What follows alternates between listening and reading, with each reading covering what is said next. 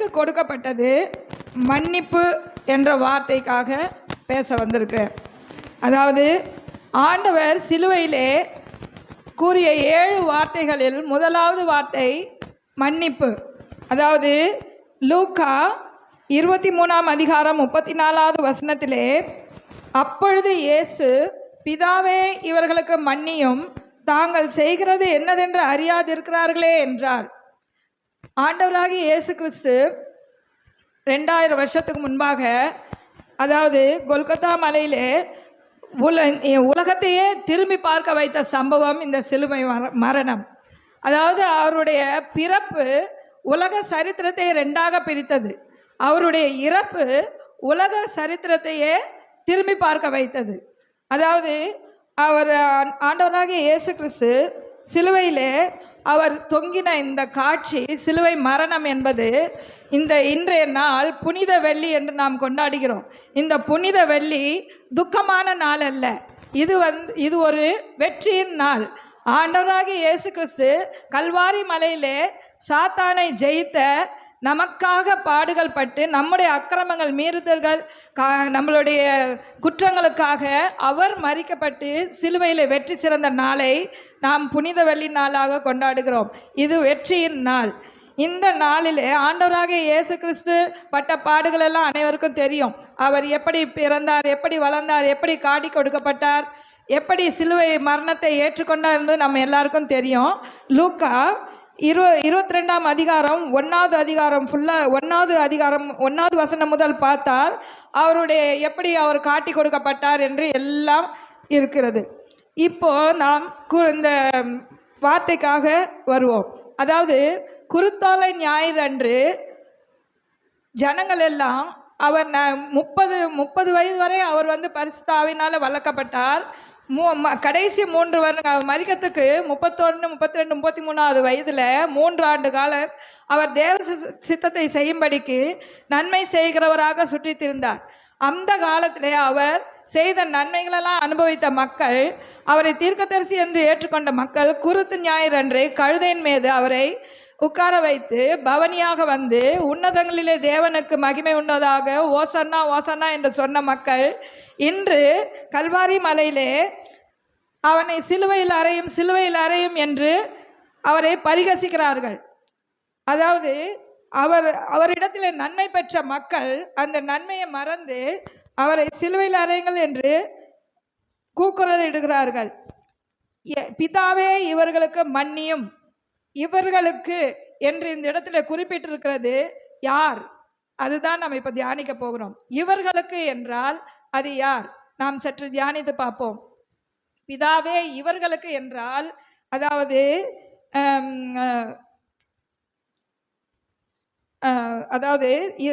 லூக்கா 23ஆம் அதிகாரத்தில் பாருங்க, 5வது வசனம், முதுகெலும்பு இல்லாத பிளாத்துவை. லூக்கா 23:13 அப்படிதான் சொல்லியிருக்கு. லூக்கா 22:63 தன்னை பரிகாசம் பண்ணினவர்களை. 64ஆம் வசனத்திலே அவருடைய கண்களை கட்டி அவருடைய முகத்தில் அறைந்தவர்களை. அதாவது லூக்கா 22:65 அநேக தூஷண வார்த்தைகளை சொன்னவர்களை. 23:10 குற்றம் சாட்டினவர்களை. இப்படியெல்லாம் அவரை தூஷித்தவர்களெல்லாம் பார்த்து தான் அவர் சொல்றாரு இவர்களை என்று.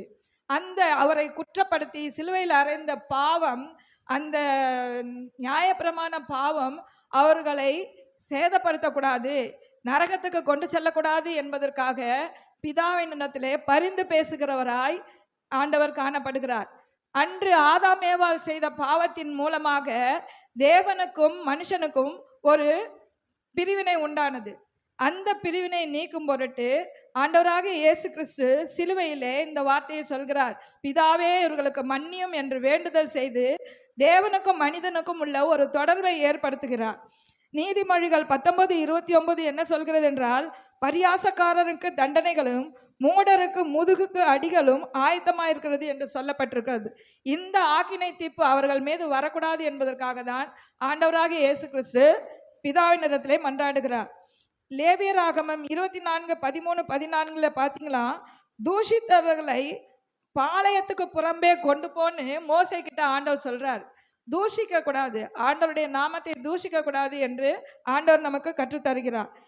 யோவான் 20:22-23 இயேசு அப்போஸ்தலர்கள் மீது, சீஷர்கள் மீது ஊதி அவர் என்ன சொல்றாருன்னா, பரிசுத்த ஆவியை பெற்றுக்கொள்ளுங்கள், எவர்களுடைய பாவங்களை மன்னிப்பீர்களோ அவர்களுடைய பாவம் அவர்களுக்கு மன்னிக்கப்படும், எவர்களுடைய பாவங்களை நீங்கள் மன்னியாதிருக்கிறீர்களோ அவர்களுக்கு அந்த பாவம் மன்னிக்கப்படாதுன்னு சொல்லியிருக்கிறார். அதாவது அந்த இடத்துலையும் சீஷர்கள் இடத்துல மன்னிப்பை குறித்து அவர் சொல்லுகிறார். பரிசுத்த ஆவியை ஆண்டவர் நமக்கு எதற்காக கொடுத்திருக்கிறார் என்றால், நம் பிறரை மன்னிப்பதற்காக தான். பரிசுத்த ஆவியுடைய பலன் நமக்குள்ள எப்படி வரும்?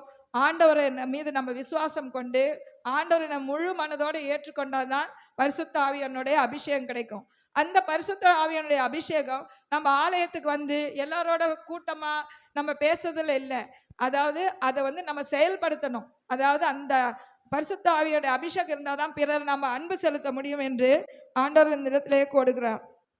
1 யோவான் 2:1 ஒருவன் பாவம் செய்வானானால் நீதிபரராய் இருக்கிற இயேசு கிறிஸ்து நமக்காக பிதாவின் இடத்தில் பரிந்து பேசுகிறவராய் இருக்கிறார். அப்படிதான் இந்த இடத்துலயும் அவர் பரிந்து பேசுகிறார். நாம் நினைத்து பார்ப்போம், ஆண்டவராக இயேசு கிறிஸ்து சிலுவையிலே 3 மணி நேரம் முதல் 9 மணி நேரம் வரை சிலுவையிலே தொங்கி இருக்கிறார். 7 மணி நேரம் அவர் சிலுவையிலே அந்த வேதனைகளோடு பாடுபட்டிருக்கிறார். இந்த இடத்திலே நாம் இருந்தால் என்ன செய்வோம் என்று சற்று தியானித்து பார்ப்போம். நம்மை திட்டினவர்களை, நம்மை குற்றப்படுத்தினவர்களை, வீடு வீடா போய் நம்மளை பற்றி குற்றம் சொல்லுகிறவர்களை நாம் மன்னிப்போமா? ஆண்டவராக இயேசு கிறிஸ்து அவருடைய இருதயத்தை பாருங்கள். அவரை துப்பினார்கள், குட்டினார்கள், கன்னத்தில் அறைந்தார்கள். அதை அவர் மன்னித்து, அவர் பிதாவே இவர்களுக்கு மன்னியும் என்று நமக்காக பரிந்து பேசுகிறவராக இருக்கிறார். நாம் ஆலயத்துக்கு வந்து ஒரு 5 நிமிஷம் முழங்கார் படிட்டு நம்மளால ஜெபிக்க முடியல. நம்ம ஆலயத்துக்கு வந்தாலும் ஜெபம் பண்ணும்போது 5 நிமிஷம் முழங்கார் பட்டு ஜெபம் பண்ணிக்க முடியல. ஆனால் ஆண்டவராக இயேசு கிறிஸ்து சிலுவையிலே நிலங்களை உழுதது போல அவருடைய உடமெல்லாம் காயம், உச்சி வெயில் நேரம், உடம்பெல்லாம் எரிச்சலா இருக்கும், வேதனைகள், தலையில முள்முடி வேதனை, ஆணிகள் அப்படி இப்படி அசைய முடியாத நிலைமை. அந்த வேதனையின் மத்தியிலும் அவர் பிதாவே இவர்களுக்கு மன்னியும் என்று சொல்கிறார். நாம் அந்த இடத்துல என்ன செய்வோம்? நம்ம பஸ்ஸில் போகும்போது யாராவது நம்ம காலை மிதிச்சிட்டா சாரின்னு சொன்னா கூட நம்மளால மன்னிக்க முடியறதில்ல. நம்ம வந்து வெளியில போகும்போது யாராவது இடிச்சிட்டாங்கன்னா சாரின்னு சொன்னாலும் நம்மளால மன்னிக்க முடியறதில்ல. ஆனால் ஆண்டவராக இயேசு கிறிஸ்துவிடத்திலிருந்து நாம் இந்த மன்னிப்பை கற்றுக்கொள்வோம்.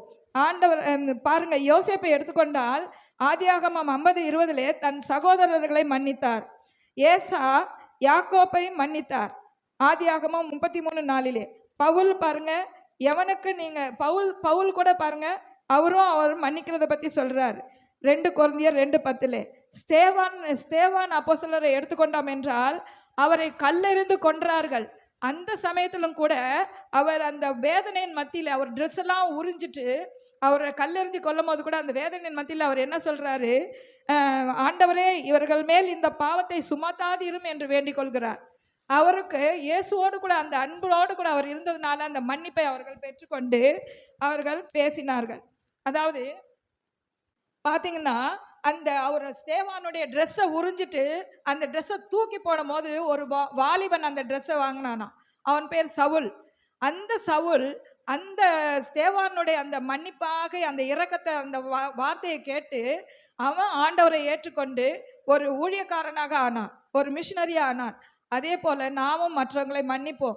மன்னிப்பது மிஷினரிகளை உருவாக்கும், மன்னிப்பு ஊழியக்காரர்களை உருவாக்கும், மன்னிப்பு ஒரு நல்ல மனிதனை உருவாக்கும். ஆண்டவராகிய இயேசு கிறிஸ்து அவரை காட்டி கொடுக்கும் போது சீஷர்களாம் அவரை விட்டு ஓடி போயிட்டாங்க. ஆனா அவர்களையும் இயேசு கிறிஸ்து மன்னித்தார், சீஷர்களையும் மன்னித்தார், மறுதலித்த பேதுருவையும் மன்னித்தார், பாவியான ஸ்திரியை மன்னித்தார், திமிர்வாதக்காரனை மன்னித்தார். கடைசியாக ராபோஜன நேரத்தில் இது பாவ மன்னிப்புக்காக உங்களுக்கென்று சிந்தப்படுகிற என்னுடைய ரத்தம் என்று அவர் கூறி அந்த பாவ மன்னிப்பையும் நம்மளுக்கு வெளிப்படுத்தி இருக்கிறார். எனவே நாம் தேவனிடத்திலிருந்து மன்னிப்பை பெற்றுக்கொண்டு பிறரையும் மன்னிப்போம். இயேசுவை போல எதிரிகளை, துரோகிகளை, குற்றப்படுத்தினவர்களை, வீடு வீடா சென்று நம்மளை பற்றி குறை கூறினவர்களை மன்னிப்போம். இதுவே சிலுவையிலே இந்த வார்த்தையின் மூலமாக நாம் கற்றுக்கொண்ட தானம். அப்பொழுது பிதாவே இவர்களுக்கு மன்னியும், தாங்கள் செய்கிறது இன்னதென்று அறியாதிருக்கிறார்கள் என்று அவர் ஒரு சிறு குழந்தை, ஒரு தாய் எப்படி நம்ம வீட்டில் ஒரு சின்ன பிள்ளை வந்து தப்பு செஞ்சதுன்னா அப்பா வந்து அடிக்கும் போது அவங்க ஓடி வந்து எப்படி சொல்கிறாங்க இல்லையா, அவங்க அடிக்காதீங்க, பாவம் அவன் தெரியாமல் தானே செஞ்சான் அப்படின்ட்டு. ஆனால் அந்த பிள்ளை தெரிஞ்சு தான் செஞ்சுருக்கோம். அந்த தாய் வந்து பரிந்து பேசுகிறாங்க. அதே போல தான் ஆண்டவராக இயேசு கிறிஸ்து சிலுவையில் நமக்காக பரிந்து பேசி கொண்டிருக்கிறார். கர்த்தருடைய பரிசுத்த நாமத்துக்கு ஸ்தோத்திரம். என்ன சத்தியத்தை தேவன் நமக்கு வெளிப்படுத்தினார் அப்படின்றத மட்டும் நம்ம பார்க்கலாம். பார்த்தீங்கன்னா லேசா, அதாவது இன்றைக்கு நீ என்னோடு கூட பரதேசியில் இருப்பாய் அப்படின்னு சொல்றாங்க. பரதேசினா எல்லாருக்கும் என்னன்னு தெரியும் இல்லையா? என்னமா பரதேசினா? பரலோகத்தை தான் நம்ம என்ன சொல்றோம், பரதேசின்னு சொல்றோம் இல்லைங்களா? அப்போ ஒரு கல்வனை பார்த்து இன்றைக்கு நீ என்னோடு கூட பரதேசியில் இருப்பாய் அப்படின்ற என்ன கொடுக்கிறாரு, கன்ஃபர்மேஷன் கொடுக்கறாங்க. சரிங்களா? ஆணித்தனமா நீ என் கூட இருப்ப, தேவன் அங்க இருக்கும் போதெல்லாம் என் கூடவே இருப்ப அப்படின்றதுடைய அடையாளம். நம்ம வேதத்துல ஆரம்பத்துல இருந்து, மோசேல இருந்து வெளிப்படுத்தல், அதாவது ஆதிகாமத்திலிருந்து வெளிப்படுத்தல் சுவிசேஷம் வரையிலும் எந்த ஒரு பரிசுத்தவான்களுக்கும் யாருக்கும் கொடுக்காத ஒரு கன்ஃபர்மேஷன். பரிசுத்தவான்கள் எடுத்துக்கொள்ளப்பட்டார்கள். தேவனோடு சஞ்சரிக்கப்பட்ட ஏனோக், எலியா, மற்றபடி மோசேவை தேவன் தான் அடக்கம் பண்ணினாங்க.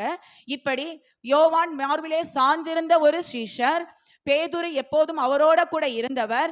இப்படிப்பட்ட யாருக்கும் அவர் என்னோடு கூட நீ இருக்கிற அப்படின்ற ஒரு ஆணித்தனமான வாக்கியத்தை யாருக்கும் அவர் அறிவிக்கவில்லை. அது யாருக்கு கொடுத்திருக்காங்க? கல்லனுக்கு கொடுத்திருக்கிறார் அவர். பரதேசி, அப்படிப்பட்ட பரதேசி லேசான காரியம் அல்லங்க. பரதேசி என்றது வந்து நம்ம பவுல் சொல்லியிருக்க 2 கொரிந்தியர் 12:23 வாசிச்சிங்கன்னா தெரியும். யோவான் ஸ்நானனை வந்து அதை பவுல் சொல்லுவாங்க, 3ஆம் வானத்துல எடுத்துக்கொள்ளப்பட்டதை அது அவர் வந்து அதை அனுப்பிச்சிருப்பாரு. யோவான் கூட தன்னோட மனக்கண், அதாவது ஆவி கண்ணுல தான் அந்த பரலோகத்துல நடக்கிற சம்பவங்களை நமக்கு வெளிப்படுத்தல எழுதி கொடுக்கறாங்க. சரிங்களா? 3ஆம் வானம், 3ஆம் வானம்னா என்ன? இது 3ஆம் வானம் அப்படின்னு யோசிக்காதீங்க. முதலாவது வானம் நோவா காலத்துல அழிக்கப்பட்டுருச்சு தண்ணீர்ல, வானமும் பூமியும். நாம் இப்ப இருக்கிறது 2வது வானம். இதுவும் அக்கினிக்கு இரையாக வைக்கப்பட்டிருக்கிறது. இதுக்கு பிற்பாடு இருக்கிறது தான் 3வது வானம். அதுதான் கிங்டம், பாரடைஸ், பரலோகம். சரிங்களா? அண்ட் இந்த விஷயங்கள் இருக்கட்டும். ஏன்னா இதெல்லாம் நம்ம வந்து நம்ம சபையில செவ்வாய்க்கிழமை அக்கினி பலிபீட ஜபம் தொடர்ந்து நடக்குது. இதுல நம்ம முடிஞ்சவங்க, ஆபீஸ் போறவங்களாம் இல்ல, முடிஞ்சவங்க வந்தோம்னா இந்த வேதத்துல இருக்கிற புதைப்பொருள் ஆராய்ச்சி சத்தியம் ஒன்னொன்னும் தேவன் வெளிப்படுத்திட்டு இருக்காரு. அதன் மூலமா தெரிஞ்சதுதான் எனக்கு கூட இந்த 3வது வானத்துடைய அர்த்தங்கள். சரிங்களா? அதனால நம்ம முடிஞ்சவங்க சபைக்கு வருவோம். செவ்வாய்க்கிழமை ரொம்ப அற்புதமா சத்தியத்தை வெளிப்படுத்துறது நடக்குது. சரி, அது அப்படியே இருக்கட்டும். நம்ம இப்ப வந்து அப்ப அந்த அப்படிப்பட்ட பரலோகத்துக்கு எப்படி கல்லன் போகப்பட்டான், எதன் மூலியமாக அவன் போகப்பட்டான்? அப்ப பாத்தீங்கன்னா என்ன ஆகுதுன்னா, அவங்க லூக்கா அதிகாரத்துல லூக்கா இங்கெல்லாம் பாத்தீங்கன்னா மார்க் 15, 29, 32 பாத்தீங்கன்னா வேத பாரகர், பரிசேயர்கள், பிரதான ஆசிரியர்கள், போறவங்க வர்றவங்க எல்லாரும் தேவனை பார்த்து என்ன சொல்றாங்க? அவங்கள பார்த்து, நீ ரட்சித்துக்கொள், உன்னை ரட்சித்துக்கோ, நீ ஆலயத்தை இடித்து நீ கட்டப்பட, நீ உன்னை கட்டிக்கொள், நீ கிறிஸ்துவானால் உன்னை ரட்சித்துக்கொள், இப்படி சொல்லி எல்லாரும் என்ன பண்றாங்களா? ஏளனம், எக்காலம், எகத்தாளம் பண்ணிட்டு இருக்காங்க. ஆண்டவர் எல்லாத்துக்கும் தேவன் என்ன பண்றாரு? மௌனமாவே இருக்காரு. குறிப்பா அதுல இன்னொன்னு பாத்தீங்கன்னா, அதுல சொல்லியிருப்பாங்க, அந்த கள்ளர்களும் அப்படின்னு சொல்லியிருப்பாங்க, கல்வன் அல்ல. எதுல பாத்தீங்கன்னா, மார்க்ல பாத்தீங்கன்னா கல்வன், லூக்கால பாத்தீங்கன்னா கல்வன் ஒருவன் அப்படின்னு சொல்லியிருக்க மாட்டாங்க, கல்வர்களும் அப்படின்னு சொல்லியிருப்பாங்க. சோ அந்த டைம்ல 2 கல்வர்களுமே அவரை தூஷித்திருக்காங்க. ஓகேங்களா? 2 கல்வருமே இவங்களோட சேர்ந்து, பிரதான ஆசிரியர்களோட, வழிபோக்கர்களோட சேர்ந்து அவங்களும் தூஷித்து இருக்கிறாங்க. சோ இப்ப ஆண்டவர் வராங்க. இந்த இடத்துல என்ன ஆகுது? இப்ப அந்த லாஸ்ட்ல அந்த இதெல்லாம் கேட்டுட்டே இருக்காங்க அந்த கள்ளன்கள். இப்ப ஈட்டியால குத்தும் பொழுது தேவன் என்ன சொல்றாங்க? பிதாவே இவர்கள் செய்யறது என்னென்று அறியாமல் இருக்கிறார், இவர்களுக்கு மன்னியும் சொல்றாங்க இல்லைங்களா.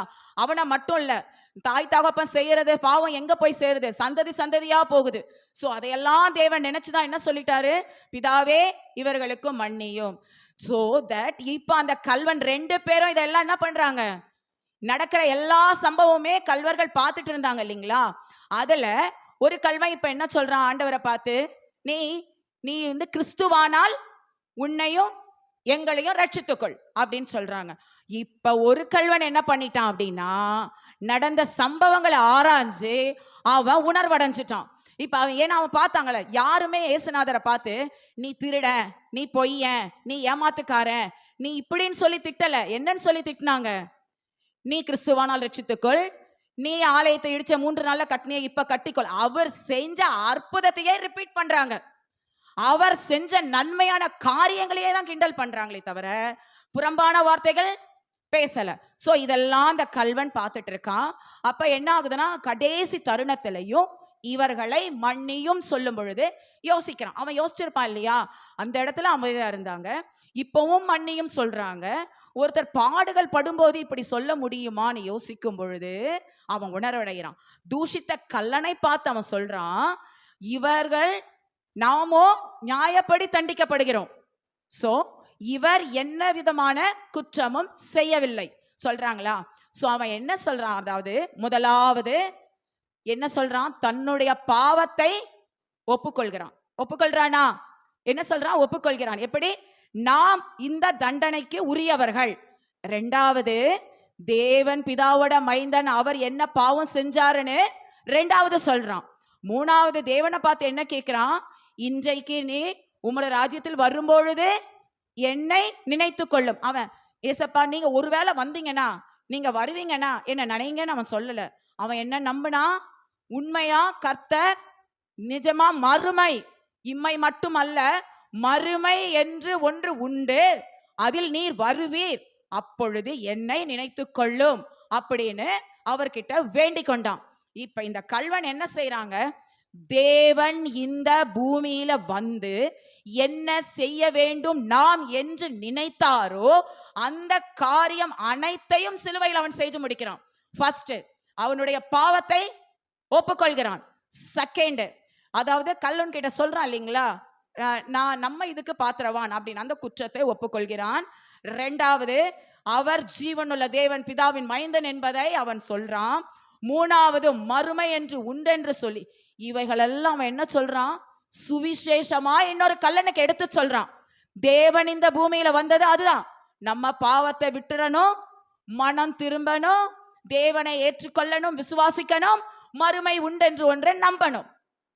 இதற்காக தான் தேவன் பூமியில வந்தார், தன் ஜீவனை நமக்காக அர்ப்பணித்தார்.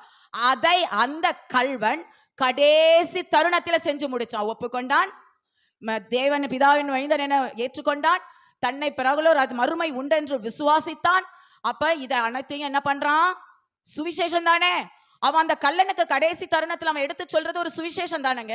அப்ப அவன் சுவிசேஷம் சொல்றான். சோ யாருக்கும் கிடைக்காத ஒரு ஸ்லாக்கியம் தேவன் அந்த கடைசி வினாடியில கூட, தன் ஜீவன் போகிற நொடியில கூட அவர் என்ன அந்த கல்லனை பார்த்து எவ்வளவு சந்தோஷப்பட்டிருக்கணும் சொல்லுங்க.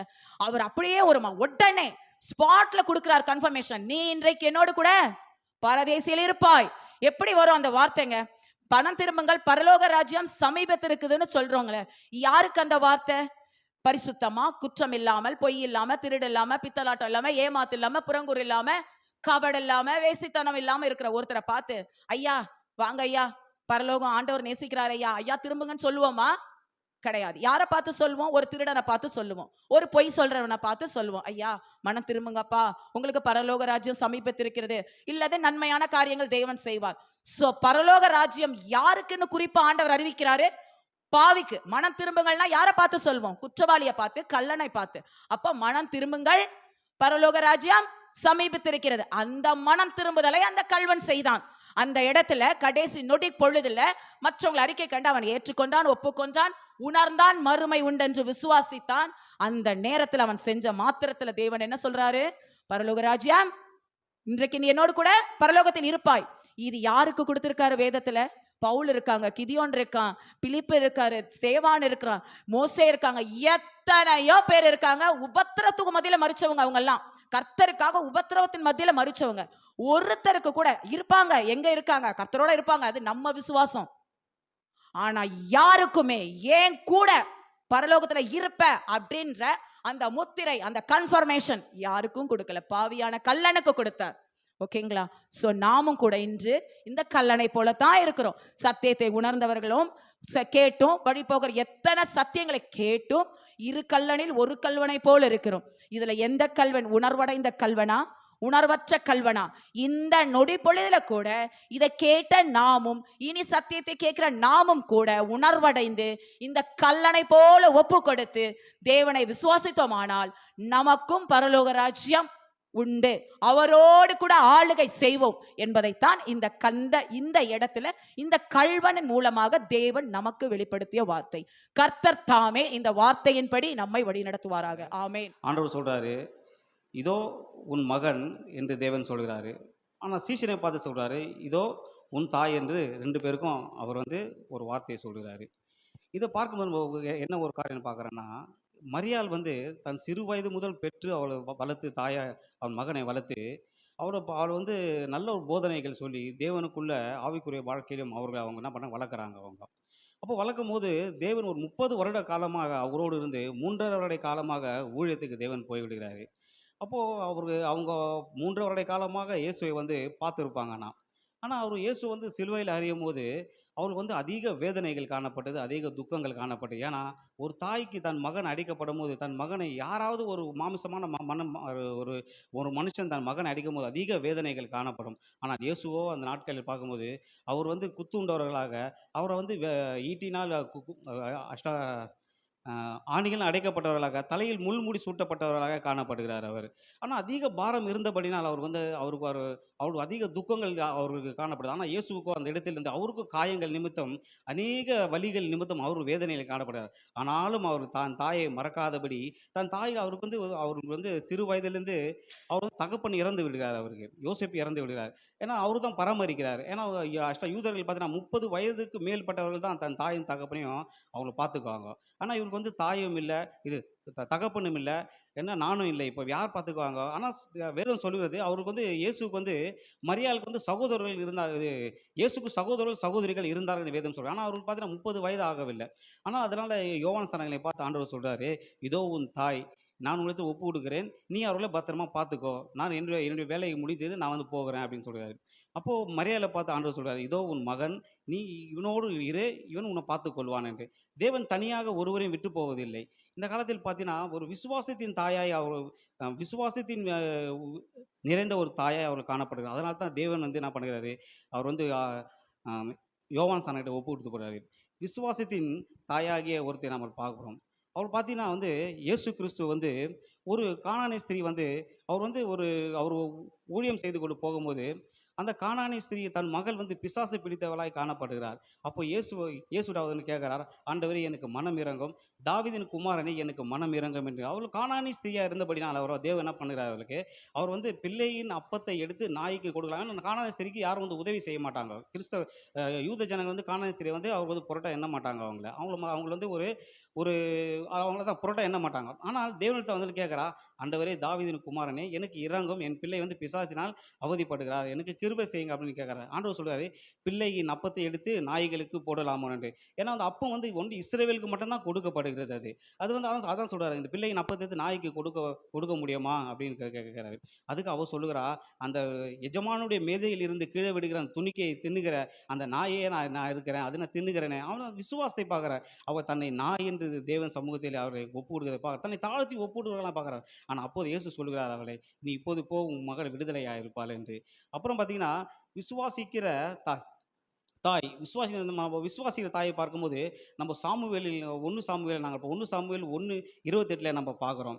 அன்னாள் சொல்லுகிறாள், அன்னாள் அநேக நாள் உள்ளத்தினால் பாதிக்கப்பட்டு அவங்க இரண்டாவது மனைவி, அவங்க வீட்டுக்கார இரண்டாவது மனைவினால் வந்து அவர் அதிக துக்கத்தோடு காணப்படுகிறார்.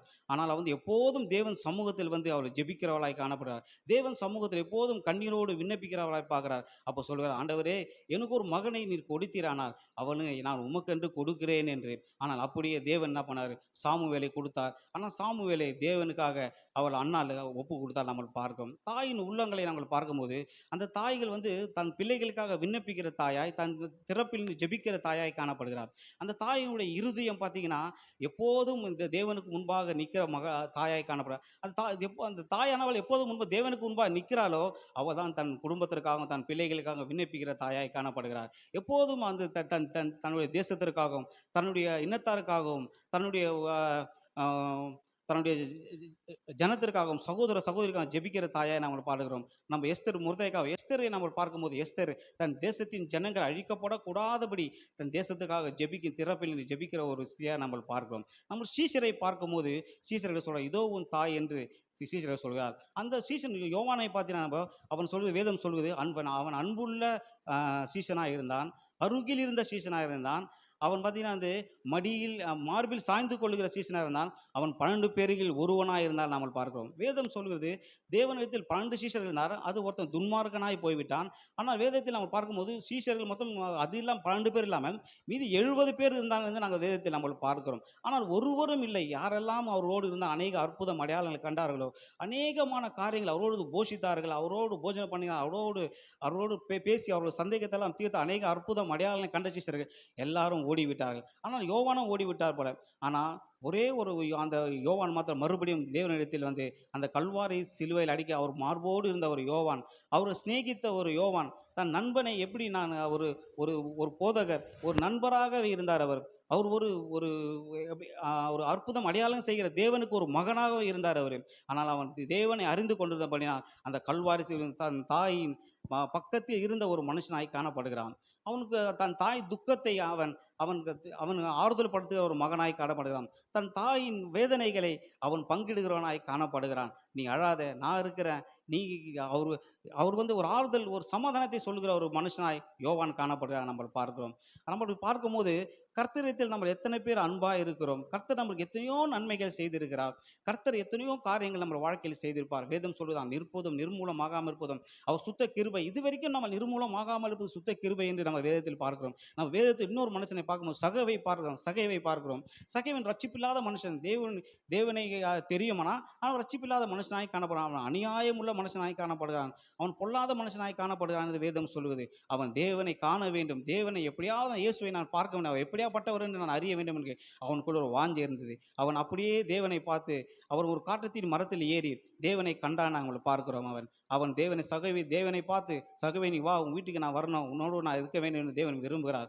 அவன் தேவன் வீட்டுக்குள்ள வந்தபோது அவன் மனமாறப்பட்டவனாய் காணப்படுகிறான். அவனுக்குள்ள ரட்சிப்பை காணப்படுகிறது. அவன் யார்கிட்டெல்லாம் அநியாயமாய் வாங்கினானோ அதெல்லாம் நாளுத்தனையாய் கொடுக்கிற ஒரு மனுஷனாய் காணப்பட்டான். அநியாயமாய் யார்கிட்டலாம் வாங்கினானோ அவருக்கு தான் சொத்தை விற்று பாதி நான் கொடுத்துற ஆண்டவன் காணப்படுறான். அப்போது அவன் வீட்டு ரட்சிப்பின் காணப்படுது. யாரெல்லாம் நம்ம தேவனிடத்தில் அப்படி இருக்கிறோம், சமாதானம் தேவன் நம்மளுக்கு கூட இருக்கிறாரு, தேவன் நம்ம ரட்சித்து இருக்கிறாரு, தேவனுக்காக நம்ம ஏதாவது செய்கிறோமா, நம்ம உண்மையாகவே நம்ம ரட்சிப்பு நம்மளுக்கு இருக்கிறதா, நம்ம குடும்பத்தில் இருக்கிறதா, நம்ம உண்மையாகவே நம்ம குடும்பத்தில் சமாதானம் இருக்கிறதா, நம்ம ஒரு யோசித்து பார்க்க வேண்டும். அவ்வளோ பேர் எத்தனையோ பேர் சமாதானம் இல்லாமல் எங்கெங்கேயோ ஓடுகிறார்கள். ஆனால் நம்ம சமாதானம் உள்ள தேவன் நம்மளோடு இருக்கிறார். நம்ம குடும்பத்தோடு இருக்கிறார், நம்ம தான் தேடாமல் இருக்கிறோம். ஆனால் ஒரு 2 மனிதனை பார்க்கும்போது, எலியாவை நான் பார்க்கும்போது, எலிசாவை தன்னுடைய கீழே வைத்து கொண்டான், தன் வேலைக்காரனாக எலிசாவை வைத்து கொண்டான். நம்ம எலியாவை பார்க்கிறோம். எலிசா வந்து எலியாவோடு இருந்தான்னு பார்க்கிறோம். ஆனால் எலிசாவை உண்மையை உத்தமனாய் பார்க்கிறான், நீதி உள்ளவனாய் பார்க்கிறான். அவன் எப்போதும் என்னை விட்டு விலகாதவன், எனக்கு பணிவிடை செய்கிற உத்தமன உள்ள மனுஷனாய் பார்க்கிறான். ஆனால் எலியா எடுத்துக்கொள்ளப்படும் போது எலிசாவுக்கு கேட்குறான், உனக்கு என்ன வேணும்னு கேட்குறான். அவன் சொல்கிறான், உன்னுடைய ரெட்டிப்பான அற்புதம் அடையாளங்களை செய்கிற ஆசீர்வாதம் எனக்கு வேண்டும் சொல்கிறான்.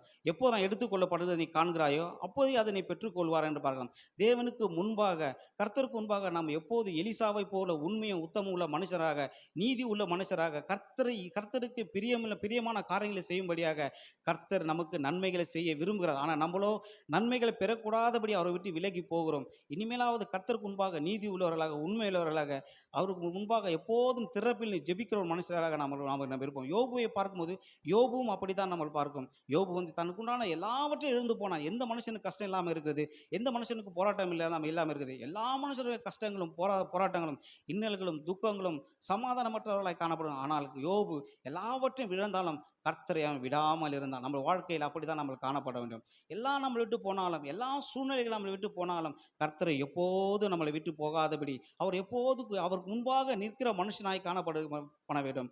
எலியா அப்படிதான் சொல்கிறான், கர்த்தருக்கு முன்பாக நிற்கிற நான் என்று. எலியா கர்த்தருக்கு முன்பாக நின்னபடினால் தான் கர்த்தர் அநேக காரியங்களை எலியாவை கொண்டு செய்தார் நாங்கள் பார்க்கிறோம். மோசையும் யோசுவாவை பார்க்கும்போது எப்போதெல்லாம் மோசை எப்பெல்லாம் வந்து எங்கெல்லாம் போகிறாரோ அங்கவும் யோசுவா இருப்பார். ஆண்டவர் வந்து மலையில் போகும்போது, தேவனோடு பேச போகும்போது 40 நாளும் யோசுவா அவன் மோசையோடு கூட மலையில் கீழே அவன் காத்திருந்தான் அவன் பார்க்கிறோம். மோசையின் கூடாரத்தில் பார்க்கும்போது யோசுவா மோசையின் கூடாரத்தை விட்டு விலகாமல் இருந்தான் என்று வேதத்தை நாங்கள் வாசிக்கிறோம். அவனுக்கு ஒரு நம்பிக்கை, அவனுக்கு ஒரு விசுவாசம் இருந்தது. அவன் மோசைக்கு உண்மையும் உத்தமனாய் இருந்தான், அவன் நீதிமானாய் இருந்தான் நாங்கள் பார்க்கிறோம். அதுதான் மோசைக்கு அடுத்ததாக யோசுவாவுக்கு அந்த காரியத்தை கொடுத்தார். மோசை பயந்தான், நான் எப்படி இந்த இவ்வளோ பெரிய ஜனத்தை மோசையாலே நடத்த முடியல, மோசையே இந்த ஜனங்களை இது மோசை இந்தமாரி ஜனங்கள் எனக்கு விரோதமான காரியங்களை செய்கிற எத்தனையோ முறை யோசுவா கிட்ட சொல்லியிருப்பார் அவர். ஆனால் யோசுவாவும் அதே போல பயத்தோடு இருந்தான். ஆனால் யோசுவா கிட்ட தேவன் சொல்கிறார், நான் மோசையோடு இருந்தது போல நான் உன்னோடு இருக்கிறேன் என்று. யோசுவா கர்த்தரை தேவன் ஆசீர்வதித்து அவனை நடத்தினால் நாங்கள் பார்க்கிறோம். தாவீதும் அப்படிதான். தாவீது கர்த்தருக்கு முன்பாக எப்போது உண்மையும் உத்தமனாய் தேவனை தேடுகிற ஒரு மனுஷனாய், நீதி உள்ள மனுஷனாய், உண்மையுள்ள மனுஷனாய் இருந்தால் நாங்கள் பார்க்கிறோம். அதுதான் தேவன் தாவீதை நாளுக்கு நாள் விருத்தியடை, நாளுக்கு நாள் பெருக செய்தார். அவனுக்கு விரோதமாய் ஒருவரும் வராதபடி தேவன் எல்லாரையும் அவர் பாதைக்கு அடக்கி போட்டார். நம்ம வேதத்தில் வாசிக்கும். இதிலிருந்து நம்ம பார்க்கும்போது பார்த்தீங்கன்னா, தேவனுக்கு முன்பாக எத்தனை பேர் நம்ம தாயும் தகப்பனுமாய் தேவனுக்கு நம்மளுக்கு இருக்கிறார். நம்ம தேவனுக்கு எத்தனை பேர் உண்மையாக இருக்கிறோம், நம்மளுக்கு நண்பராக சிநேகிதனாக இருக்கிறார். நம்ம எத்தனை பேர் தேவனுக்கு முன்பாக உண்மையாக இருக்கிறோம், நம்மளுக்கு கரெக்டான நேரத்தில் நம்ம வேதத்தை வாசிக்கிறோமா, டெய்லியும் தேவனை குறித்து தியானிக்கிறோமா, தேவனை குறித்து ஏதாவது யாருக்கிட்டையாவது சொல்லணும் என்று அந்த வாஞ்சை இருக்கிறதா நம்மளுக்கு? அது உலகத்தின் எத்தனையோ மனுஷர்கள் தேவனை அறியாமல் இருக்கிறார்கள், எத்தனையோ மனுஷர்கள் தேவனை தெரியாமல் இருக்கிறார்கள். அவங்களுக்காக நாம் ஜெபிக்கிறோமா? நம்ம தேசத்துக்காக ஜெபிக்கிறோமா? நம்ம உறவினருக்காக, ரட்சிக்கப்படாமல் உறவினருக்காக ஜெபிக்கிறோமா? நம்மெல்லாம் யார் உலகத்தின் முன்பாக அவருடைய உலகத்தின் மனுஷர்கள் கண்கள் கட்டப்பட்டவர்களாக விக்கிரத்துக்கு முன்பாக விழுந்து கிடக்கிறார். யாரெல்லாம் ஜெபிக்கிறோம்? திறப்பின் வாசல் இருந்து ஜெபிக்கிற மனுஷனை தேடுகிறார். யார் ஒருவன் தேவனுக்கு முன்பாக நீதிமானாய் நின்று திறப்பில் ஜெபிக்கிறானோ, யார் தேவனுக்கு முன்பாக எவன் ஒருவன் அவர்களுக்காக பிரயாசப்படுகிறாரோ, தேவனுடைய ஊழியத்தை செய்கிறானோ, தேவனுடைய காரியத்தை எவன் நடப்பிக்கிறானோ, அவனை தாயும் தகப்பனுமாய் நண்பனுமாய் இருக்கிறார் என்று வேதத்தை நம்ம வாசிக்கிறோம்.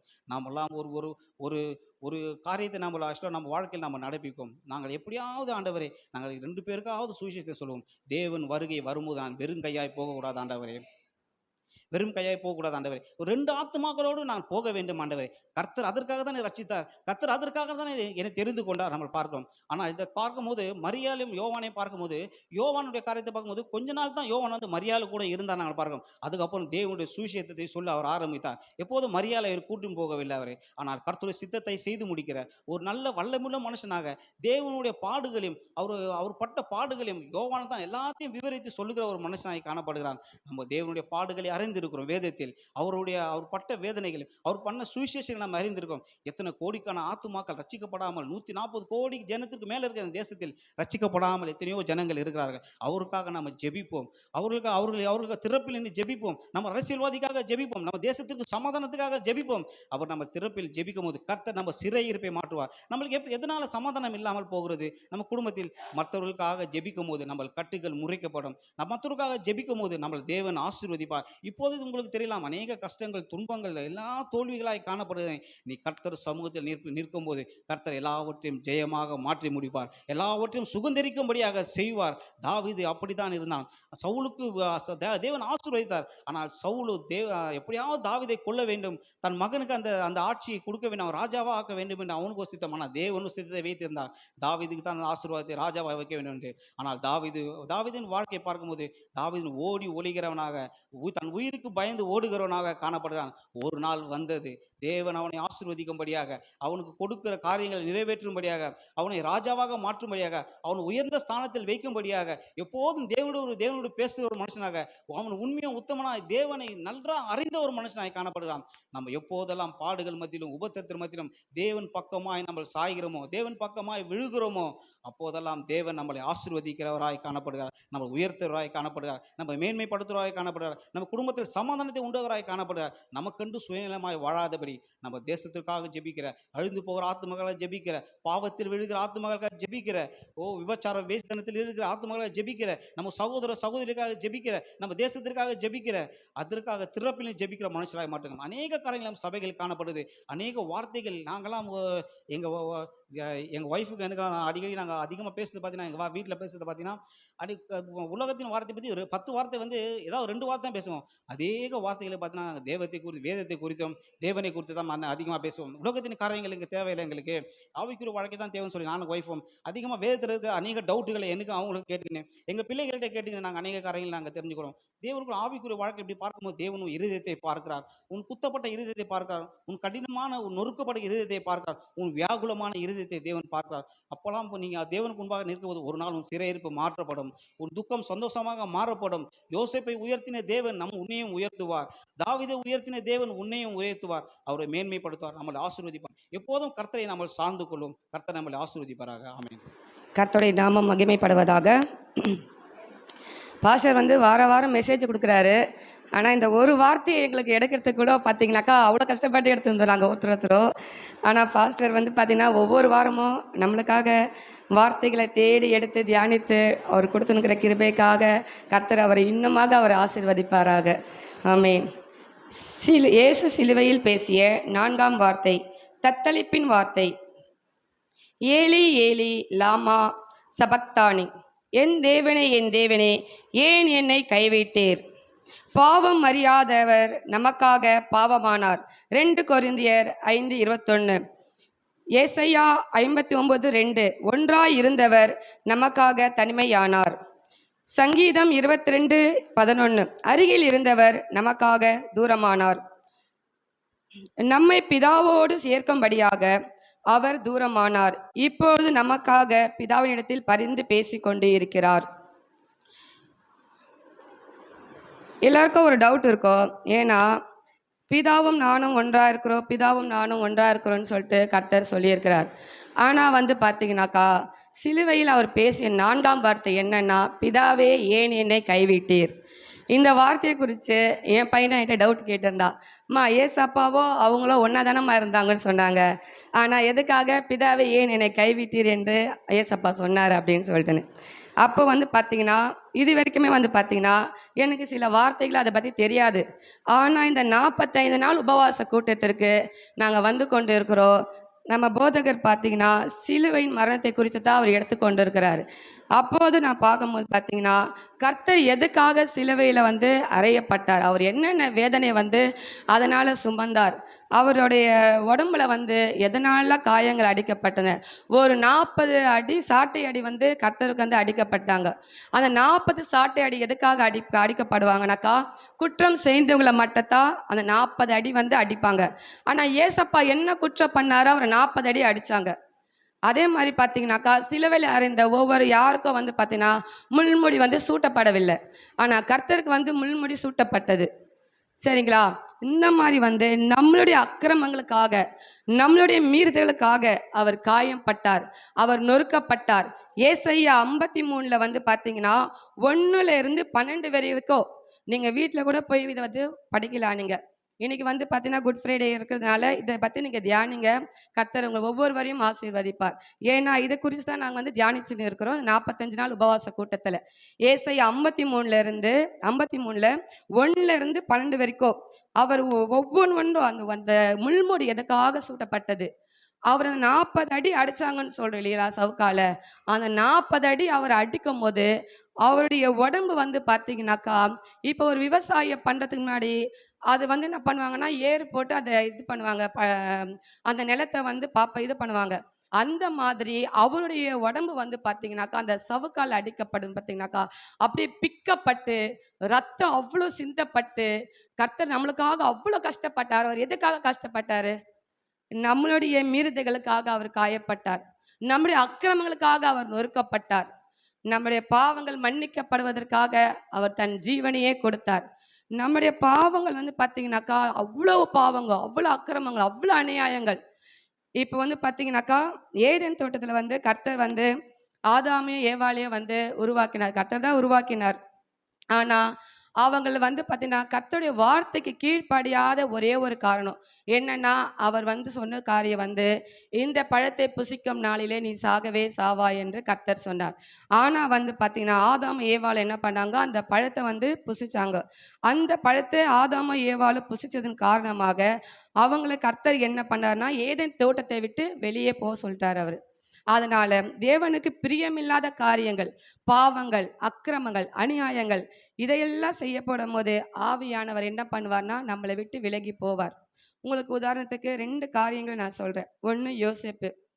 யோசேப்பு சொல்லும் போது பார்த்தீங்கன்னா ஆதியாகமம் 39ஆம் அதிகாரத்துல 10ல இருந்து 12 வரைக்கும் யோசேப்பு வந்து பார்த்தீங்கன்னாக்கா பாவத்தை விட்டு அவர் ஓடிந்தார். அந்த இடத்துல பாவம் வந்து அவரை தேடி வந்தது. ஆனா அவர் என்ன பண்ணாருனாக்கா அந்த பாவத்தை விட்டு ஓடினார். அவர் அந்த பாவத்தை விட்டு ஓடும்போது தான் அவர் என்ன பண்ணார்னா அரசாண்டார். அதே மாதிரி பார்த்தீங்கன்னாக்கா சிம்சோனை நம்ம பார்ப்போம். சிம்சோனை பார்க்கும்போது பார்த்தீங்கன்னா சிம்சோன் ஒரு அரசனா இருந்தார். ஆனா அவர் என்ன பண்ணாரு, கர்த்தருக்கு பிரியமில்லாத பாவங்களை அவர் செய்ததினால் அந்த அரசாலையை விட்டு அவர் சிறைச்சாலைக்கு வந்தார் என்று நாம் பார்க்கிறோம். இப்படி இருக்கும்போது நம்மளுக்காக பாடுபட்டு நம்மளுக்காக சிலுவை சுமந்து நம்மளுக்காக ரத்தம் சிந்தின ஆவியான தேவன் இப்போ நம்மளுக்காக என்ன சொன்ன, பாவத்தை விடுங்க, அக்கிரமத்தை விடுங்க, அநியாயத்தை விடுங்க. ஏன்னா வந்தீங்கன்னா நம்ம கிட்ட இருந்த பாவங்கள், அக்கிரமங்கள், அநியாயங்கள் எல்லாமே வந்து பார்த்தீங்கன்னா அந்த சிலுவை மூலமாக கர்த்தருக்கு மேல அதிகமாக சுமக்கப்பட்ட காரணத்தினால பிதாவின் முகம் அவருக்கு மறைக்கப்பட்டது. ஏன்னா ஏதேன் தோட்டத்துல ஆதாம் ஏவாள் செய்த பாவத்தினாலதான் கர்த்தர் அவங்கள விட்டு என்ன பண்ணாரு, விலகி போனார். அதுபோல கர்த்தர் மேல நம்முடைய பாவங்கள், அக்கிரமங்கள், அநியாயங்கள் எல்லாம் வந்து அதிகமாக சுமரும் போது பிதா வந்து என்ன பண்ணார், அவருக்கு மறைக்கப்பட்டார். அப்பொழுதுதான் கர்த்தர் கேட்டார் அவரிடத்தில், பிதாவே ஏன் என்னை கைவிட்டீர் என்று.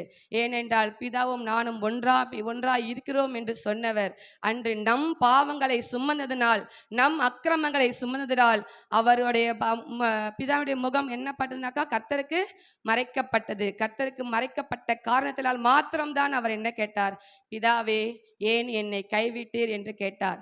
இந்த நாளிலும் இந்த சிலுவை தியானித்துக் கொண்டிருக்கும் இந்த நாளிலும் ஒவ்வொருவரும் ஒவ்வொரு உறுதிமொழி எடுத்துக்கொள்வோம். நாம் ரட்சிக்கப்பட்டிருக்கோம், ஞானஸ்தானம் எடுக்கப்பட்டிருக்கிறோம். எப்படி எடுக்கப்பட்டனா, இனி நான் பாவம் செய்ய மாட்டேன் என்று ஞானஸ்தானம் எடுத்தோம். என அக்கிரமங்கள் எல்லாம் என்னை விட்டு விலகி போக வேண்டும் என்று நாம் ஞானஸ்தானம் எடுத்தோம். ஞானஸ்தானம் எடுத்த ஒவ்வொருவரும் இந்த நாட்கள் எப்படி இருக்கிறோம், உண்மையாக மனம் திரும்பி இருக்கிறோமா, கர்த்தருக்கு பிரியமான காரியங்களை செய்து கொண்டு இருக்கிறோமா, இல்லை கர்த்தரை விட்டு தூரமாக இருக்கிறோமா, வேதத்தை தியானிக்கிறோமா, ஜெபத்தில் தனியாக நாம் ஜெபிக்கிறோமா, நம் தேசத்திற்காக நாம் ஒவ்வொருவரும் கதறி ஜெபிக்கிறோமா என்று நாம் ஒவ்வொருவரையும் இன்று நாம் திரும்பி பார்க்கக்கூடிய நாள் தான் இந்த குட் ஃப்ரைடே நாள். குட் ஃப்ரைடேன்னா கர்த்தரை சிலுவையில் அரைஞ்சாங்க, ஒரு ஆராதனை வைப்பாங்க, போயிட்டு வரலான்னு யாருமே இனி வந்து மனசுல அதை நினைக்காதீங்க. கர்த்தர் எதுக்காக அடிக்கப்பட்டார், எதுக்காக முள்முடி சூட்டப்பட்டார், எதற்காக அவருடைய கைகள் கால்கள் ஆணிகள் அடிக்கப்பட்டது, நமக்காகத்தானே, நம்முடைய பாவங்களுக்காகத்தானே, நம்முடைய அக்கிரமங்களுக்கு தானே. இதை ஒவ்வொருவரும் எண்ணி இந்த நாளிலிருந்து இனி தேவனுக்கு பிரியமில்லாத காரியங்களை செய்யாதிருப்போமாக. இந்த வார்த்தையை கொடுத்த கர்த்தர் நாமம் மகிமைப்படுவதாக. ஆமேன். அல்லேலூயா, அல்லேலூயா. சிலுவையில் இயேசு கூறிய 5ஆம் வார்த்தை தாகமாக இருக்கிறேன். வாசியுங்கள். யோவான் எழுதின சுவிசேஷம் 19வது அதிகாரம் 28வது வசனம். அதன் பின்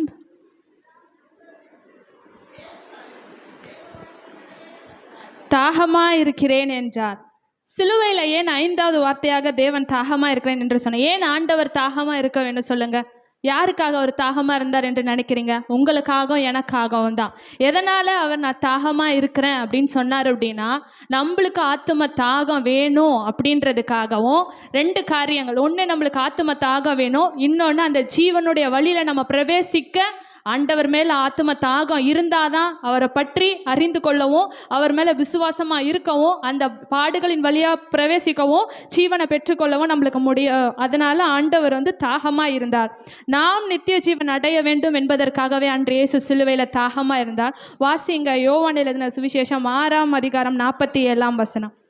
என்னிடத்தில் விசுவாசமாக இருக்கிறவனுக்கு நித்திய ஜீவன் உண்டென்று மெய்யாகவே மெய்யாகவே உங்களுக்கு சொல்லுகிறேன். ஆண்டவர் சொல்றார், என் மேல தாகமா இருக்கிறவங்களுக்கு, என்ன விசுவாசிக்கிறவங்களுக்கு நித்திய ஜீவன் நிச்சயமாக உண்டு என்று மெய்யாகவே மெய்யாகவே உண்மையாகவே உண்மையாகவே 2 தரம் தேவன் சொல்லுகிறார்.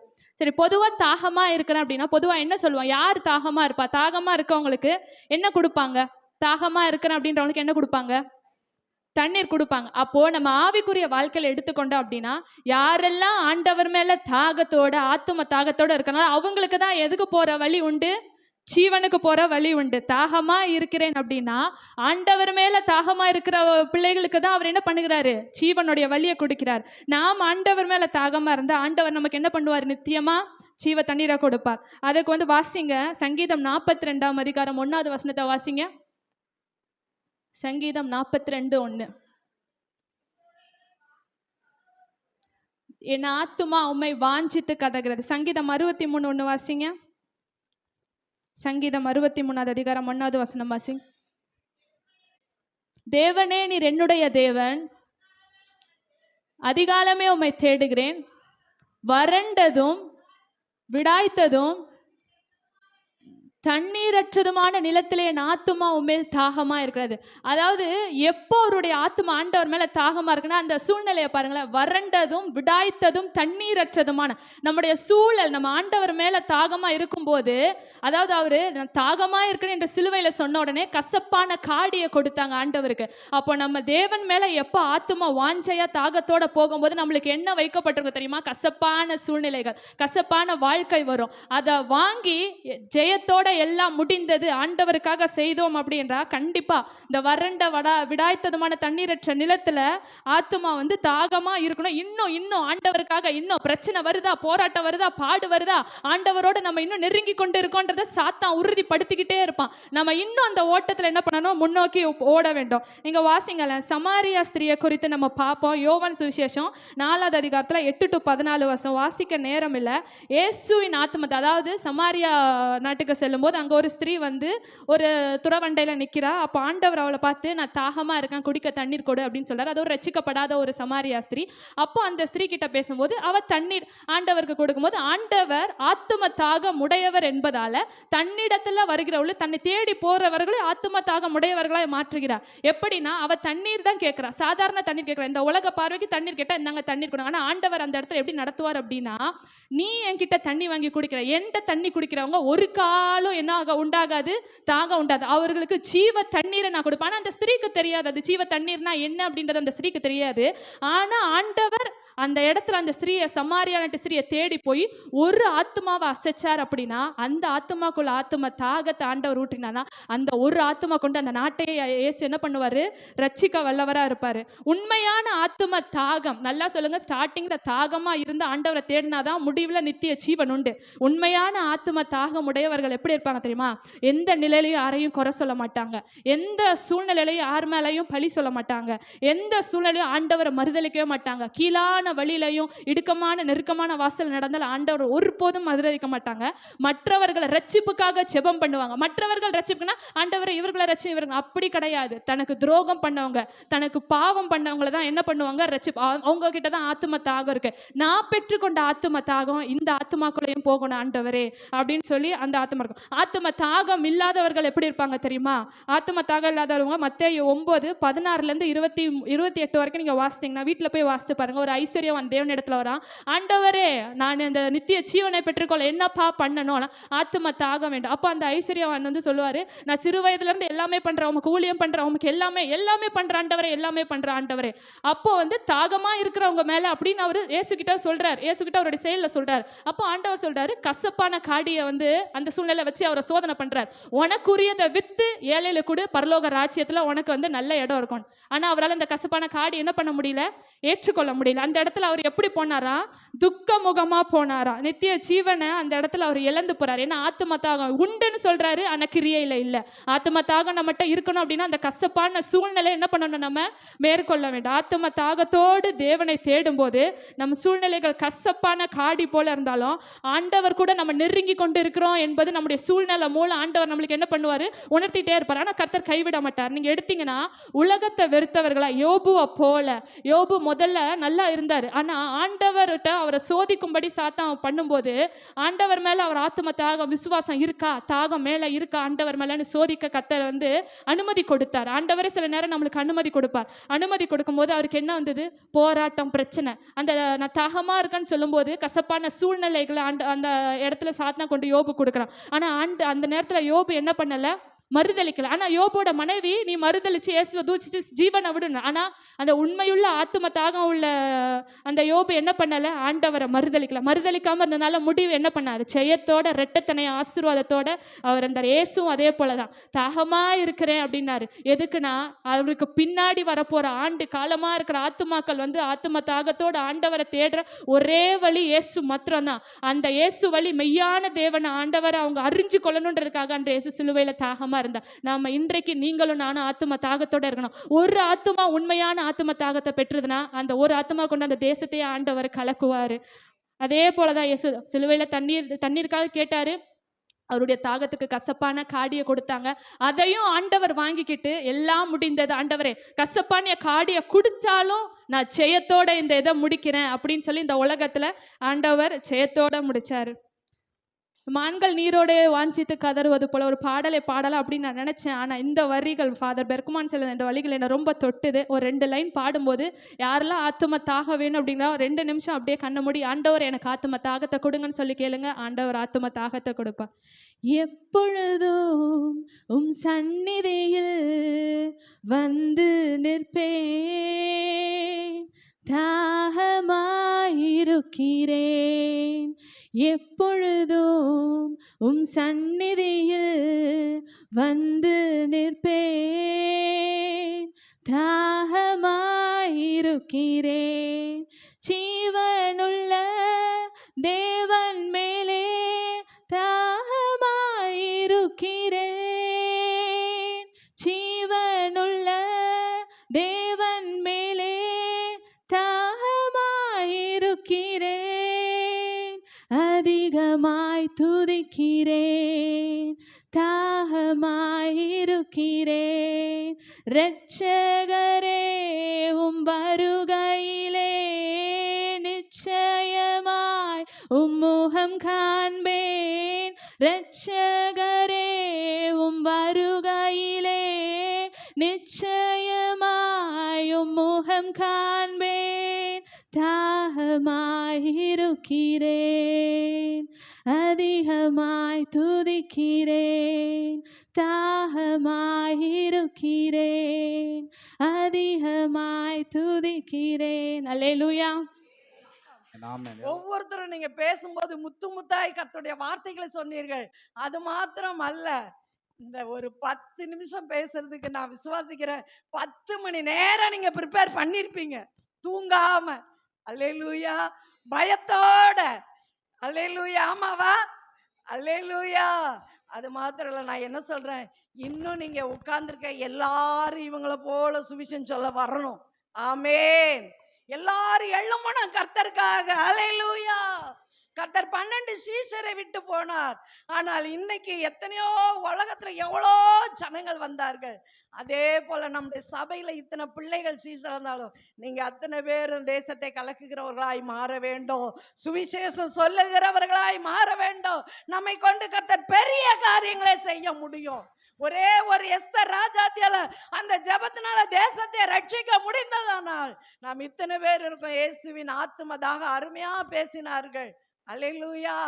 ஆத்தும தாகம் இருந்தால், ஒரு தண்ணி குடிக்க தாகமா இருந்தா நம்மளால தண்ணி குடிக்காம இருக்கவே முடியாது. மான் வாஞ்சத்து எங்க எங்க தண்ணி இருக்குன்னு ஓடும். அந்த மாதிரி அழிந்து கொண்டு இருக்க ஆத்துமா மேல நமக்கு ஒரு தாகம் வேணும். அல்லேலூயா. இவங்க என்ன அவங்க வார்த்தை பேசுறாங்கன்னு நினைக்காத, என்னுடைய வார்த்தை. அல்லேலூயா. ஆண்டவர் சொன்னார். எத்தனாவது வார்த்தை சொல்லுங்க பார்க்கலாம்? என்ன வார்த்தை? எல்லாம் எல்லாம் முடிந்தது. அல்லேலூயா.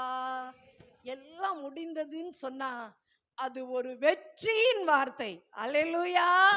அல்லேலூயா.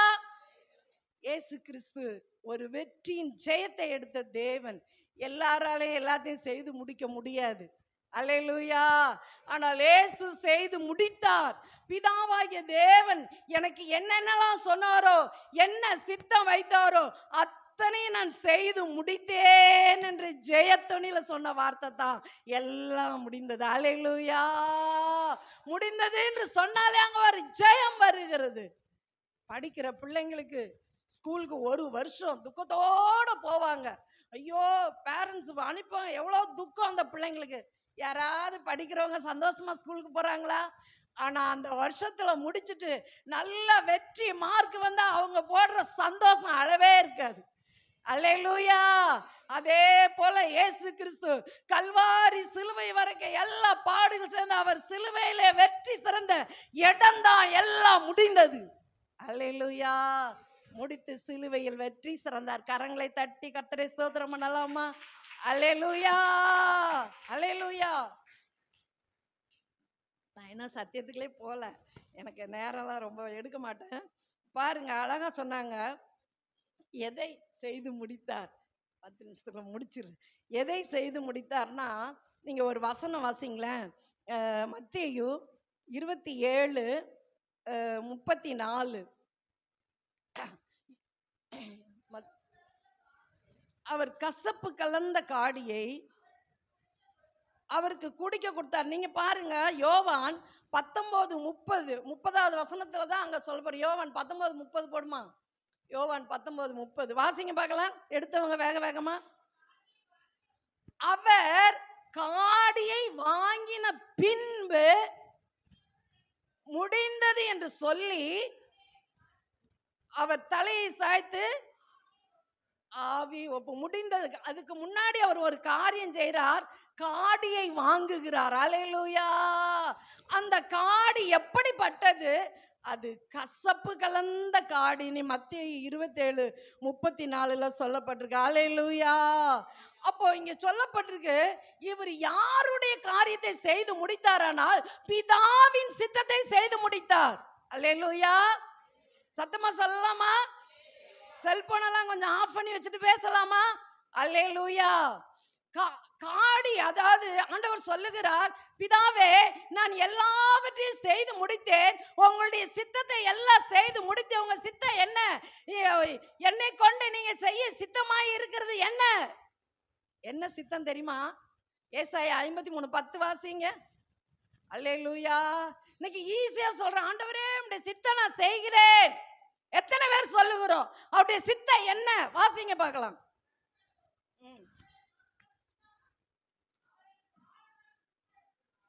அல்லேலூயா. போதுமா? கர்த்தரோ அவரை நொறுக்க சித்தமாகி. பாடுகளுக்குள் ஒரு மனுஷன் நொறுங்குறானா அதுதான் கசப்பு காடி. அல்லேலூயா. இன்னைக்கு எத்தனையோ தூரம் நம்முடைய வாழ்க்கையில நாம் நொறுங்கி இருக்கோம் ஆண்டால் அந்த கசப்பின் காடியின் வழியாய் வருகிறோம். ஆனா அந்த காடியை மதுரமாய் மாற்றின இயேசு கிறிஸ்து கல்வாரி சிலுவையில் மாற்றினார். கரங்களை தட்டி கர்த்தரை ஸ்தோத்திரம் பண்ணலாமா? அல்லேலூயா. நம்முடைய வாழ்க்கையில எத்தனை நாள் கசப்பு கலந்த காடிகள். இந்த கசப்பு எங்கிருந்து வந்தது தெரியுமா? புதிய ஏற்பாடு மத்தேயுல வரல கசப்பு. இயேசு கிறிஸ்துவுக்கு புதுசா கொடுக்கல கசப்ப. என்னைக்கு ஆதாம் ஏவாள் உருவாக்கப்பட்டார்களோ, என்னைக்கு ஆண்டவர் இந்த கனி புசிக்காதேன்னு சொன்னார்களோ, என்னைக்கு புசித்தார்களோ அன்னைக்கு வந்த கசப்பு. கரங்களை தட்டுவோமா? அல்லேலூயா, அல்லேலூயா. அன்னைக்கு அவர்கள் சாப்பிட்ட கசப்பு.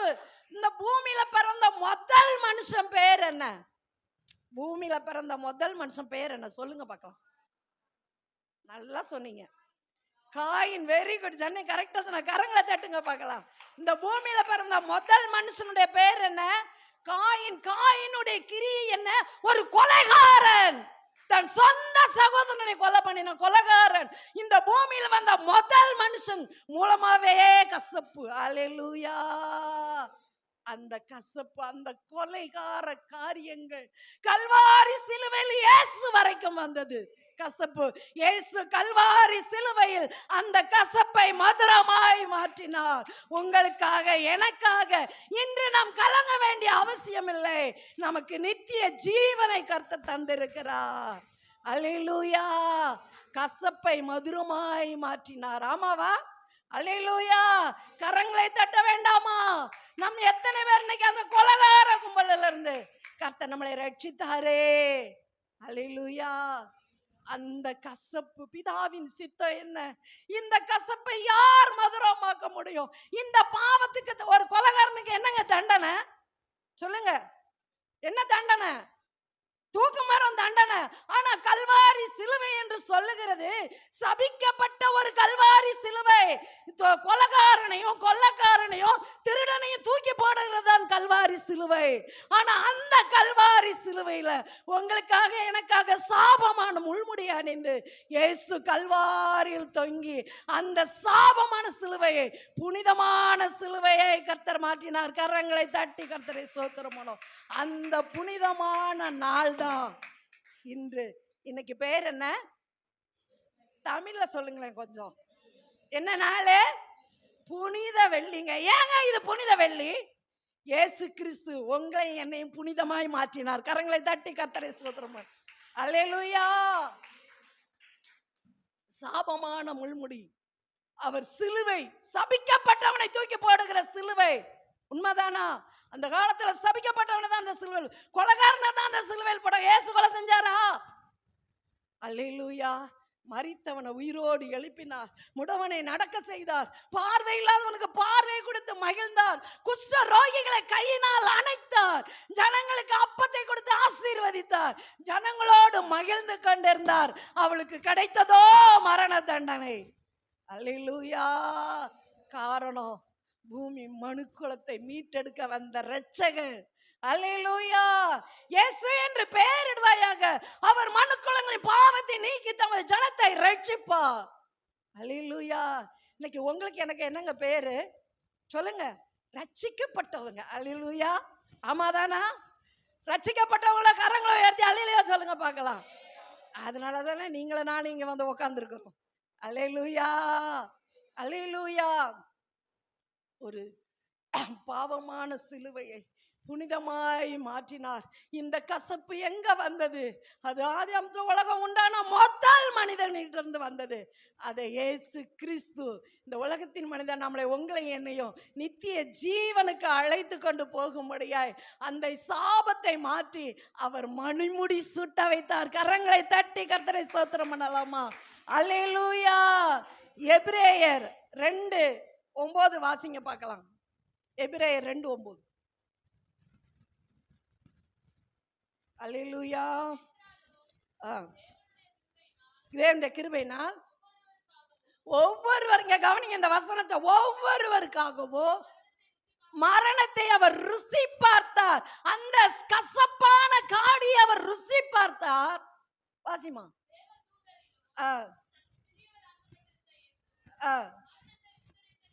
நல்ல கவனிங்க. தேவதூதன சற்று சிறியவனாக்கப்பட்டிருந்த இயேசு மரணத்தை அதாவது அனுபவித்தது நிமித்தம் மகிமையினாலோ கனத்தினாலோ முடிசூட்டப்பட்டார். அல்லேலூயா.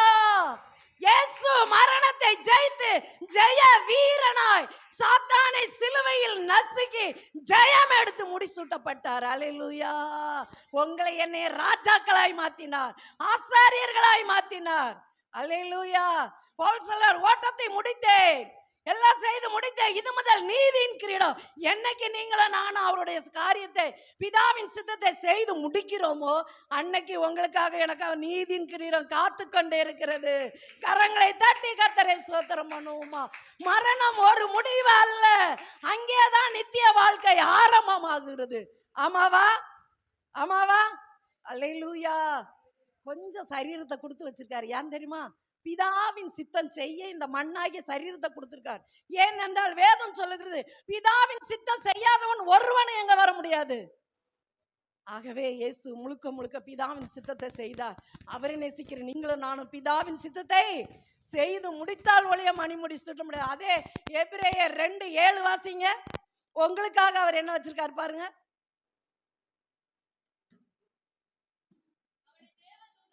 அவனை பாருங்க, இயேசு கிறிஸ்துவ குறித்து 9ல வாசிக்கிறோம், 7ல யாரை குறித்து வாசிக்க? அவனை தேவ தூதர்களும் சற்று சிறியவனாக்கினீர், மகிமையினாலோ கனத்தினாலோ அவனுக்கு முடிசூட்டி உம்முடைய கரத்தின் கிரியைகளின் மேல் அவனை அதிகாரியாக வைத்து சகலத்தையும் அவனுக்கு கீழ்ப்படுத்தினீர். அல்லேலூயா. கனத்தில மகிமையில நம்மளை முடிசூட்டுகிறார். அல்லேலூயா. அப்போ இயேசு கிறிஸ்து அவர் மணிமுடி சூட்டப்பட்டார். முள்ளுமுடி அல்லங்க, இன்று மணிமுடி உங்களுக்கு எனக்கு அவர் சூட்டி கொண்டே இருக்கிறார். அல்லேலூயா. உங்களுக்காக எனக்காக எல்லாவற்றையும் செய்து பிதாவின் சித்தத்தையும் முழுக்க செய்து கல்வாரி சிலுவையில் 6வது வார்த்தையாக சொன்னார், பிதாவே எல்லாவற்றையும் நான் செய்து முடித்து விட்டேன். அல்லேலூயா. ஒரே ஒரு லைன் பாடுமா?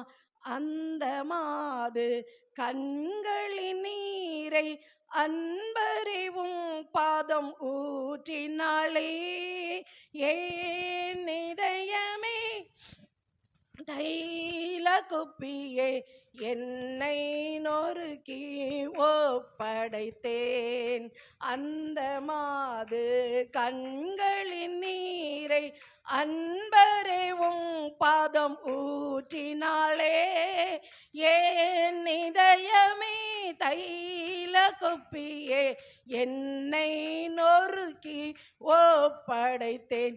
எந்த நேசுவே உந்த நேசமே எந்த உள்ளம் உருகிடுதே, நல்ல பங்கினை நான் அடைந்தேன் திருப்பாதம் வல்ல பராபரனே சரணம். எந்த மேன்மை சிலுவை எல்லாமல் ஏதுமில்லை, இந்த பாரில் உந்தனுடனே என்னை அறைந்தேன், உந்தன் குருசில் பங்கடைந்தேன், உந்தனுடனே என்னை அறைந்தேன், உந்தன் குருசில் பங்கடைந்தேன். எந்த இயேசுவே உந்தன் நேசமே எந்த உள்ளம் உருகிடுதே, நல்ல பங்கினை நான் அடைந்தேன் திருப்பாதம் வல்ல பராபரனே சரணம். பிதாவோ அவரை நொறுக்க சித்தமாகி கல்வாரி சிலுவையில் அவரை நொறுக்கினார். ஒருவேளை இந்த அனுபவத்துல நீங்க ஒவ்வொரு நாளும் கடந்து போனால், அல்லேலூயா, இந்த நாள் ஒப்பு கொடுங்க.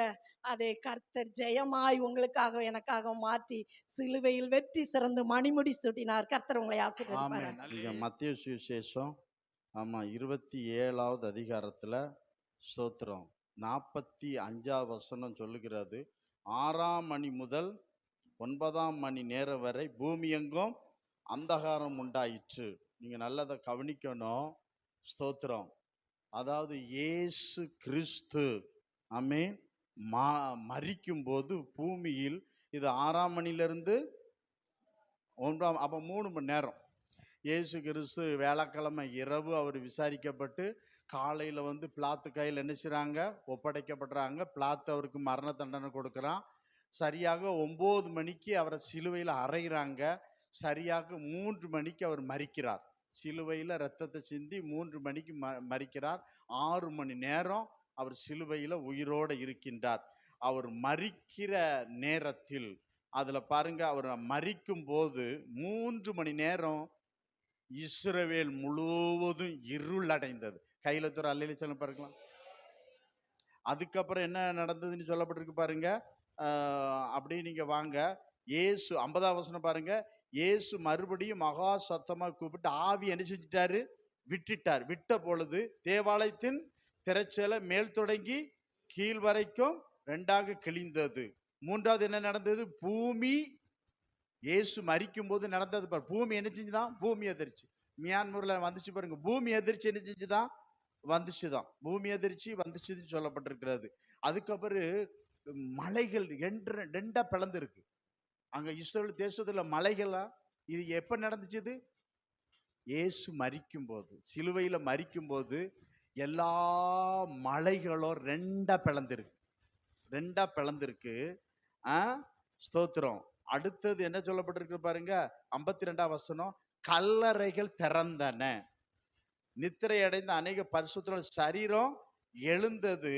அவ்வளவுதான். கல்லறை திறந்தது, அவங்க எழுந்தாங்க. ஆனா கல்லறைக்குள்ள இருந்தாங்க. ஆனா 53ஆம் வசனத்தை பார்த்தீங்கன்னா, இயேசு உயிர் தெழுந்த பின்பு அவர் 3 நாள் பூமி கீழே போய் சொன்னனால அவர் 3ஆம் நாள் தான் வெளியே வரார். அவர் வெளியே வந்த பிற்பாடு தான் இயேசு உயிர் வெளியே வந்தார். பார்த்தீங்களா, பூமிக்குள்ள இருந்து மேலே வந்தார்ல. அதுக்கு பின்பு தான் என்ன சொல்லப்பட்டிருக்கிறது? அநேக பரிசுத்தருடைய சரீரங்கள் எழுந்தன. அவர் உயிர் தெழுந்த பின்பு இவர்கள் கல்லறை விட்டு புறப்பட்டு. அப்ப கல்லறை திறந்துட்டு, இயேசு மரிக்கும் போது என்ன செஞ்சுட்டு? எருசலேமில் உள்ள கல்லறை திறந்துட்டா. ஆனா அவங்க உயிர் தெழுந்துட்டாங்க. ஆனாலும் எங்க தான் இருந்தாங்க? அவங்க கல்லறைக்குள்ள இருந்தாங்க. எப்ப கல்லறை விட்டு வந்தாங்க? இயேசு உயிர் தெழுந்த எங்க வந்தாரு? பூமிக்கு அடியில போனார் 3 நாள். அவர் சுவிசேஷம் சொல்லி முடிச்சுட்டு அங்க இருக்கவங்கள சிறைப்பட்டவங்கள பிசாசு சிறைப்பிடிச்சுதான் சிறையாக்கி அவங்கள எடுத்துட்டு வரும்போது இவங்க என்ன செஞ்சாங்களாம்? இவங்கள பின்பு அவர் கல்லறை விட்டு புறப்பட்டு என்ன செஞ்சாங்களாம்? உயிர் தெழுந்த பின்பு இவர்கள் கல்லறை விட்டு புறப்பட்டு பரிசுத்த நகரத்தில் பிரவேசி அநேகருக்கு அவங்க காணப்பட்டார்கள். இது எல்லாம் எப்ப நடக்குது அப்படின்னா, இயேசு கிறிஸ்து மரிக்கும் போது. நீங்க பாருங்க, எந்த மனுஷனாவது உயிர் விடும் பொழுது 3 மணி நேரம் இஸ்ரவேல் தேசத்துல மட்டும்தான், உலகம் முழுவதும் கிடையாது. 3 மணி நேரம் இருள் இருந்தாதான். 3 மணி நேரம் பூமி அதிர்ச்சி இருந்தாதான். 3 மணி நேரம் கண்மலை பிளந்தே இருந்தாதான். அப்புறம் மூடி இருக்கு. கண்மலை என்ன செஞ்சுட்டு, மலைகள் என்ன செஞ்சுட்டு பிளந்தே இருந்தாதான். 3 மணி நேரத்துக்குள்ள கல்லறைகள் என்ன செஞ்சுட்டு திறந்தது. அவங்க எல்லாம் உயிரோட என்ன செஞ்சிட்டாங்க? எழும்பிட்டாங்கன்னு பார்க்கிறோம். ஆமென். இது எல்லாம் எப்ப நடந்ததுன்னா, இயேசு கிறிஸ்து மரிக்கும் போது இவ்வளவு சம்பவம் நடக்குது. ஏன் உங்களுக்கு சொல்றேன் அப்படின்னா, இஸ்ரவேல்ல உள்ள ஜனங்கள் எல்லாம் ஆமென் தோத்திரம். அருமையான முதல் வார்த்தை சொல்லும்போது அவங்க சொன்னாங்க, ஆமா ஓசனா வாழ்க வாழ்கன்னு சொன்னவங்க தான் சிலுவையில் அறையும்னு கொன்னாங்க. ஆனா ஒரு மனுஷன் மரிச்சிருந்தா பூமி அதிர்ச்சி வருமா? ஒரு மனுஷன் மரிச்சிருந்தா தேவாலயத்தின் திரைச்சேலை மேல் தொடங்கி கீழ் வர கிளியுமா? ஒரு மனுஷன் மரிச்சிருந்தா அந்த தேசத்தில் இருக்க மலைகள் எல்லாம் 2ஆ பிளந்து போகுமா? ஒரு மனுஷன் மரிச்சிருந்தா கல்லறைகள் திறக்குமா? இது எல்லாம் இஸ்ரவேல் தேசத்தை சுற்றி நடந்தன.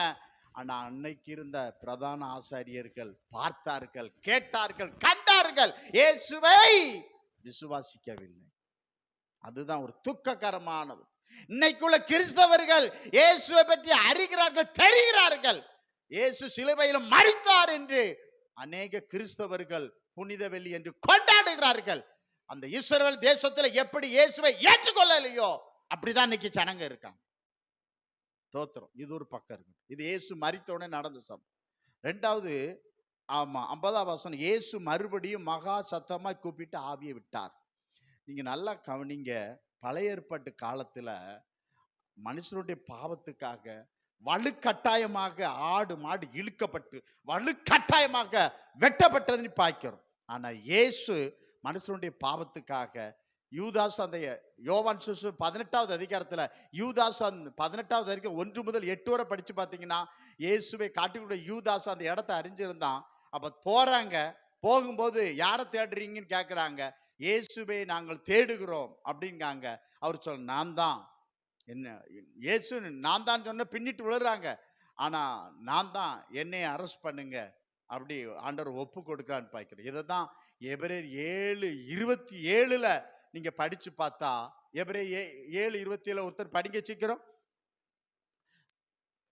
பாருங்க, சனனுடைய பாவங்களுக்கு நாடோறும் பலியிட வேண்டியது, ஏனெனில் தம்மைத்தாமே பலியிட்டதினால இதை ஒரே தடவை செய்து முடியும். தம்மைத்தாமே ஒப்பு கொடுத்தார்.